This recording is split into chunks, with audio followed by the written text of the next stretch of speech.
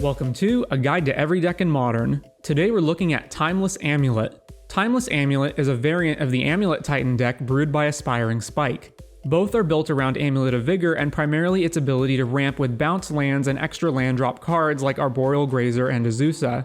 Since Amulet Titan is a long-established deck, why would you play this version over it? Let's examine the differences.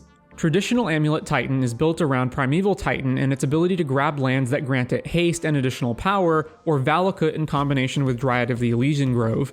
Timeless Amulet relies instead on Timeless Lotus and its untapped synergy with Amulet, then uses the mana for other expensive payoffs. So basically, the strength of traditional Amulet is that 8 copies of Primeval Titan and Summoner's Pacts to find them is more consistent, and Titan is able to be its own win condition. But the downside of this plan is that Titan is a creature and therefore susceptible to removal like Solitude and Unholy Heat. Timeless Lotus requires more pieces but is less vulnerable to creature removal, although it becomes more vulnerable to artifact hate instead. It also makes more mana since Titan could only add 4 per amulet by grabbing 2 bounce lands, whereas Lotus makes 5 and costs 1 less to cast. So you've got Amulet plus Lotus, what do you actually do with all that mana?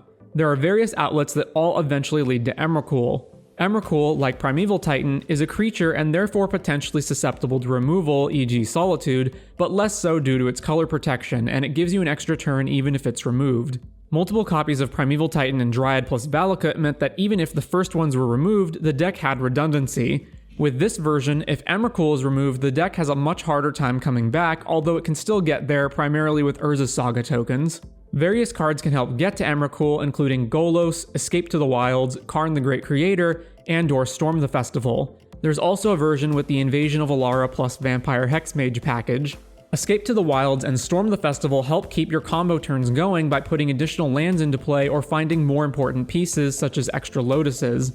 Golos tutors for whatever land you need, which can include Lotus Field, especially when you have multiple amulets. It's also its own engine when you have rainbow mana, either naturally, with Timeless Lotus, or by tutoring Cascading Cataracts. If you run Karn, different win conditions present themselves instead of Emrakul. You can of course make a ton of mana and fetch Walking Ballista, and Filigree Sages also goes infinite with Lotus. You can also grab Door to Nothingness to win, or various other artifacts, and Karn gets his normal toolbox of Liquid Metal Coating, Ensnaring Bridge, and so on.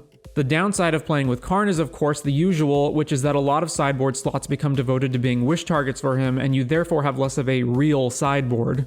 But apart from that, the deck basically plays the same as Amulet Titan, so if you're familiar with that deck, or if you've watched my guide on it, you'll basically understand how the deck works. I hope you've enjoyed this look at Timeless Amulet. If you want to see gameplay of Aspiring Spike playing the deck, check the link in the description. Thank you to my supporters, and if you enjoy these videos, consider supporting the channel, and take care.